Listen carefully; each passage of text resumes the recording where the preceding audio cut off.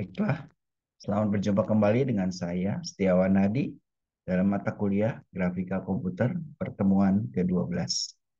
Pada kali ini, kita akan membahas hal-hal yang praktis, bagaimana membuat program grafika komputer menggunakan Visual Studio.net. Dalam konteks ini adalah dengan bahasa pemrograman C#.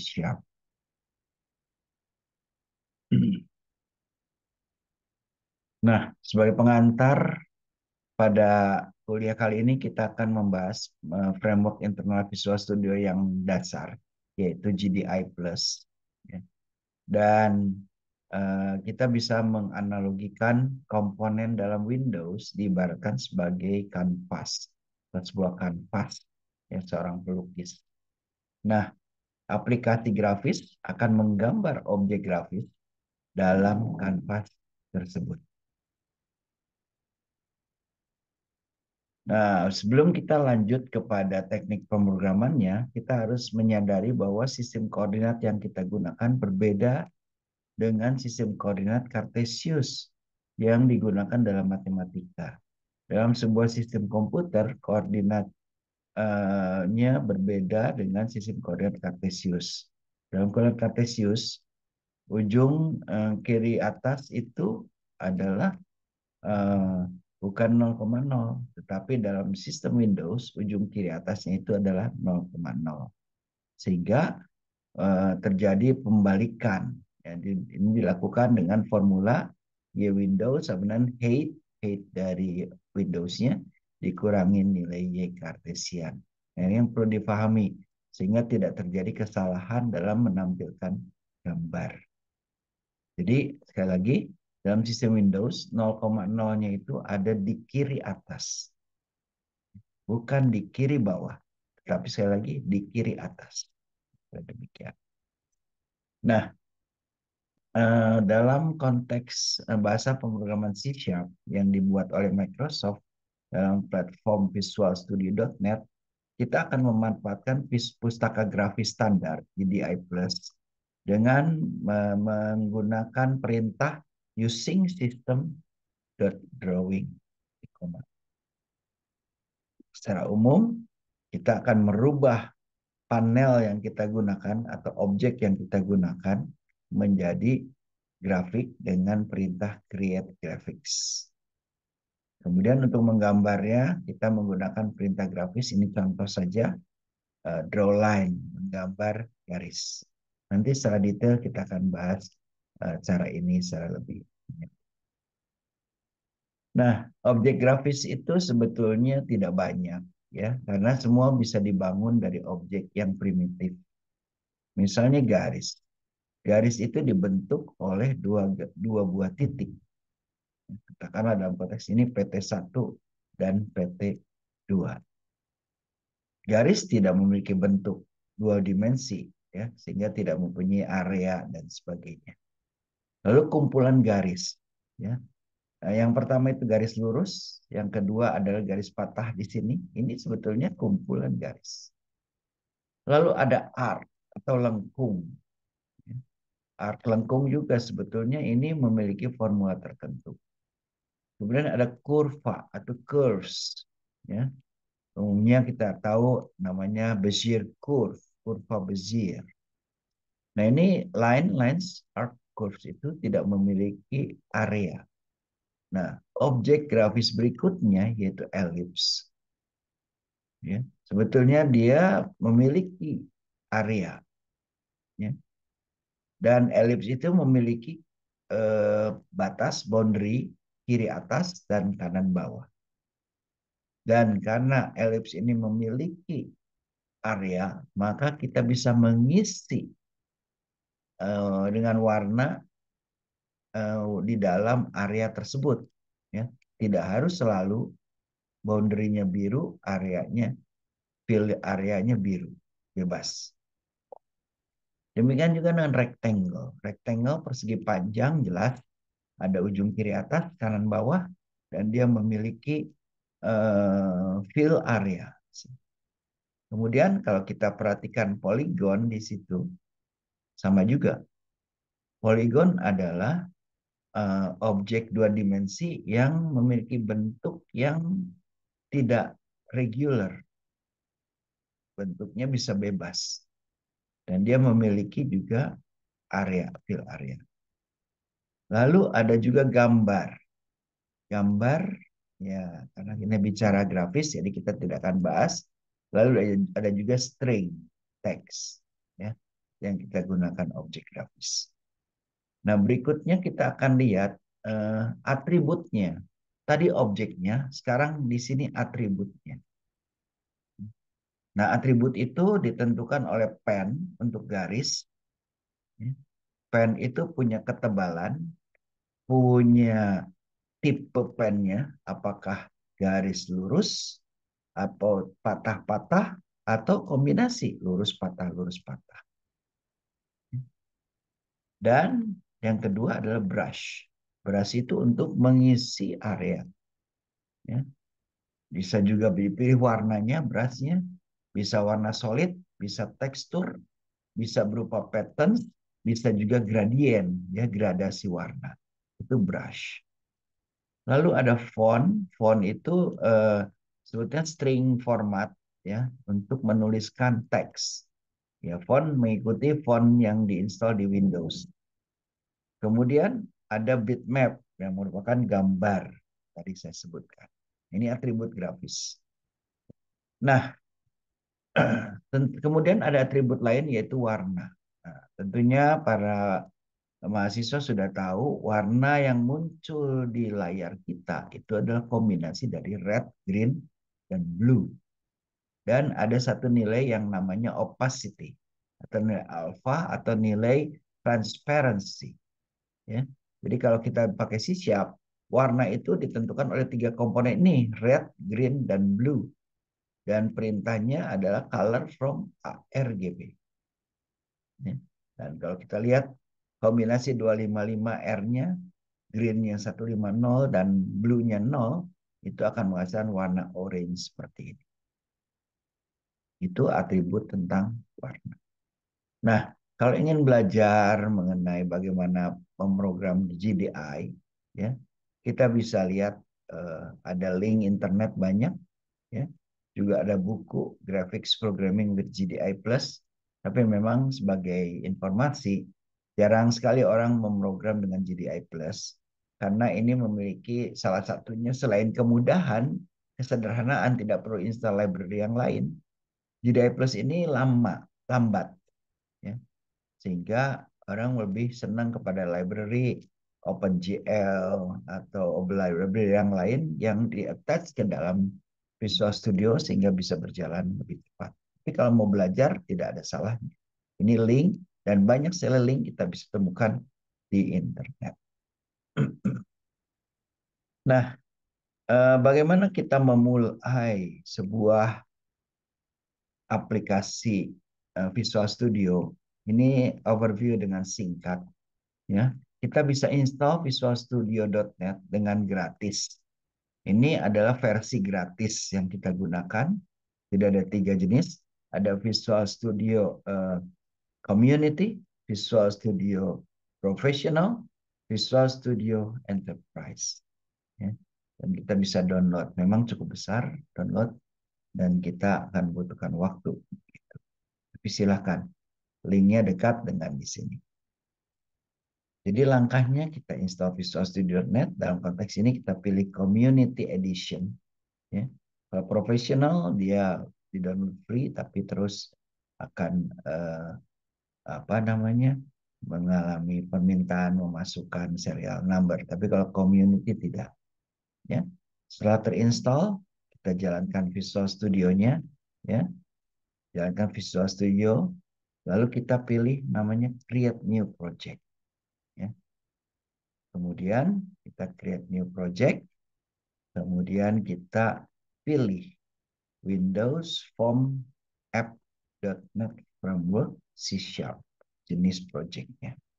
Demikian kita akan membuat sebuah program dengan C# dan pada lingkungan Windows Form. Nah, setelah kita memilih jenis program yang digunakan, kita harus menentukan lokasi dan nama program yang kita gunakan. Dalam konteks ini kita isikan nama programnya bebas, ya. Kemudian lokasi foldernya di mana, bebas juga, terserah Anda. Lalu ada solution name. Umumnya ini boleh beda ya, tetapi untuk kemudahan kita samakan saja ya di sini. Jadi ini eh, konfigurasi dari proyek yang mau kita gunakan ya. Ini silakan diisi sesuai dengan Anda.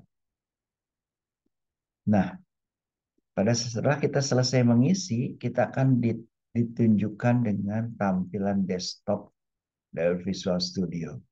Ya, umumnya demikian, tapi bisa berbeda. Ya, ada bagian kiri, ini kumpulan toolbox. Lalu ada di tengah, ini adalah form desktop atau canvas Windows.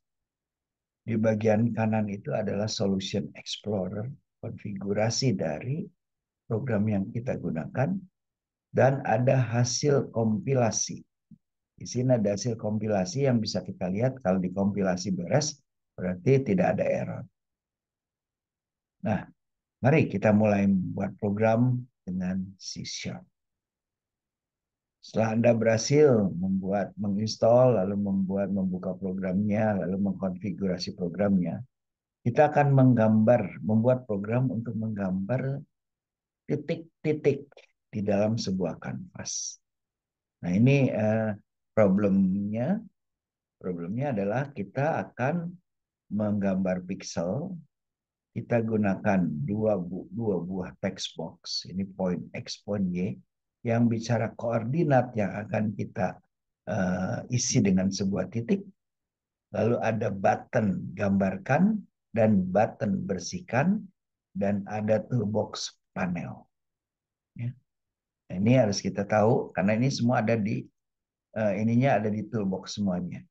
Ya, di sini ada di sini semuanya.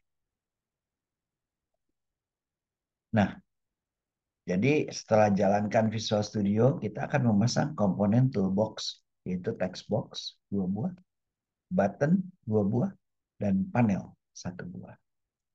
Jadi kita uh, kita setelah kita membuat programnya, kita pilih form, ada form di sini, tekan klik kanan, lalu pilih view code, perhatikan ada view code, lalu masukkan program. Kan lihat. Nah, kita ketikkan pada saat awal itu akan seperti ini. Ya, codingnya seperti ini. Nah, pertama-tama kita harus masukkan coding yang berkaitan dengan nama-nama variabel yang kita gunakan. Di sini gunakan graphics G, ini nama variabel G sebagai graphics. Lalu kita membuat 2 buah variabel integer X dan Y untuk koordinat. Lalu kita definisikan brush yang warnanya putih. Jadi perhatikan, kalau kita perhatikan brush ini, maka variabel brush sebagai alat tulis yang berwarna. Nah, setelah mengetikkan ini, kita kembali ke layar, lalu ketik forms 1.js, klik kanan dan pilih properties. Di sini akan muncul properties. Kemudian kita isikan atau kita pilih menu events. Jadi intinya ada 2 menu utama, yaitu properties yang sebelah kiri events, dan di sebelah kanan properties adalah events.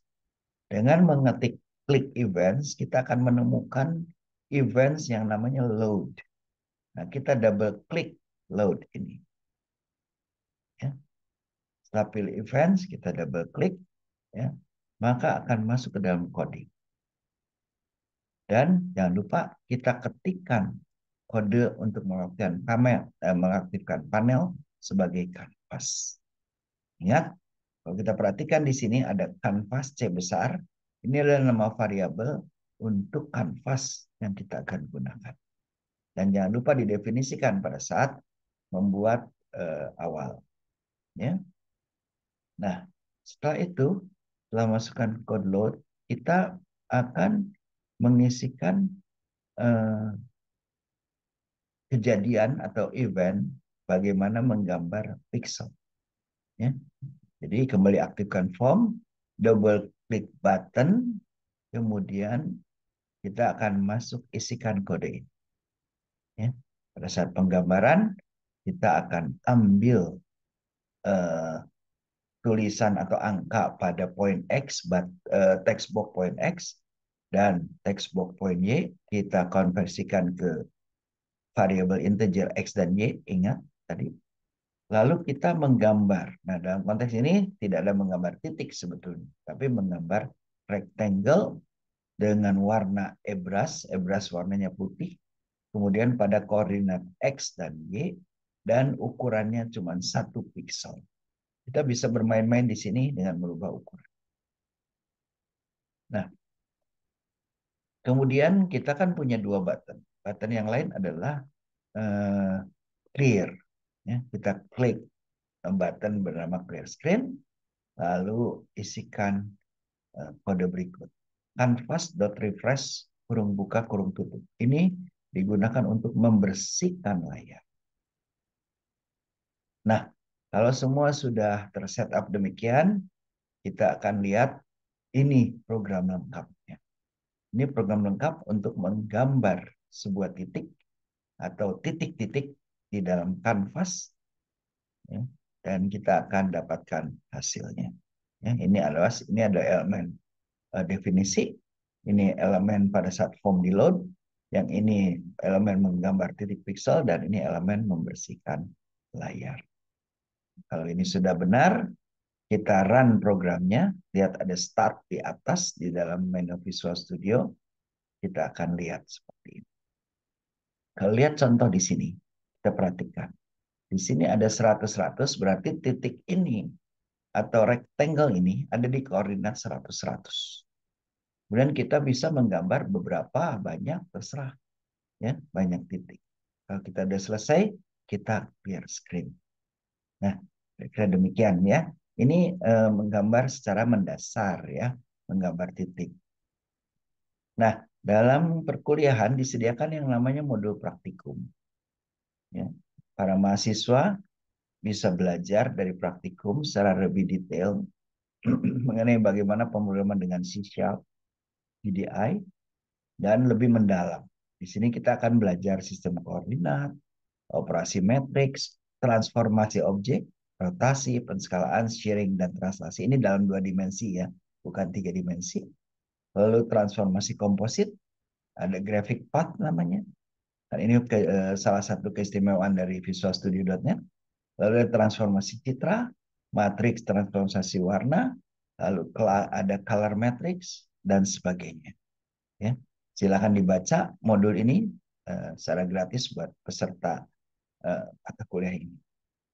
Nah, pada pertemuan berikutnya kita akan membahas bukan dengan C#, tapi menggunakan Python. Kita akan bahas bagaimana menggambar grafik dengan Python, dan kelihatannya lebih simpel. Kita akan menggunakan graphics.py, dan berikutnya setelah grafik tidak diragukan lagi, kita harus belajar yang namanya animasi. Kita akan menggunakan package namanya TK Inter. Ya, kita akan belajar bagaimana membuat animasi. Ya. Sekira cukup sekian untuk perkuliahan hari ini, dan kita bertemu pada perkuliahan selanjutnya. Sampai berjumpa lagi pada kuliah berikutnya. Terima kasih atas perhatian para mahasiswa semuanya, dan sampai berjumpa kembali.